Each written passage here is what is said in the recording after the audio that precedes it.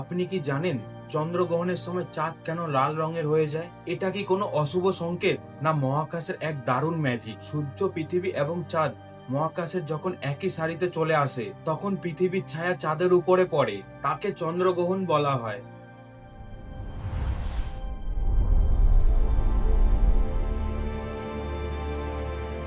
মহাকাশে সব থেকে অবাক করা বিষয় হলো, ছায়া পড়লে চাঁদ তো অন্ধকার দেখাবে, কিন্তু লাল বর্ণ ধারণ করে কেন? এখানেই লুকিয়ে আছে আসল রহস্য।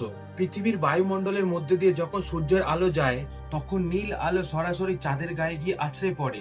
একে বিজ্ঞানীর ভাষায় রেলি ক্যাটারিং বলা হয়। ঠিক যে কারণে সূর্যাস্তের সময় আকাশ লাল কালারের দেখায়, সেই কারণে চন্দ্রগ্রহণের সময় চাঁদকেও ঠিক লাল বর্ণ ধারণ করে।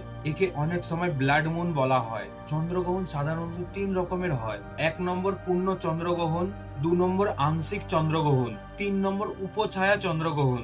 পূর্ণ চন্দ্রগ্রহণের সময় চাঁদ পুরোপুরি পৃথিবীর ছায়ার ভেতরে থাকে, আর চাঁদের একটি অংশ পৃথিবীর ছায়ায় ঢাকা পড়ে যায়, তাকে বলা হয় আংশিক চন্দ্রগ্রহণ। উপছায়া চন্দ্রগ্রহণের সময় চাঁদ পৃথিবীর হালকা ছায়ার মধ্যে ঢাকা পড়ে যায়। প্রাচীনকালের মানুষরা ভাবতো কোনো রাক্ষস হয়তো চাঁদকে গিলে ফেলছে।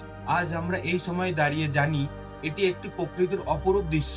আপনি কি কখনো নিজের চোখে ব্লাড মুন বা লাল চাঁদ দেখেছেন? কমেন্টে জানাবেন। এরকম ভিডিও পেতে চ্যানেলটিতে সাবস্ক্রাইব করুন।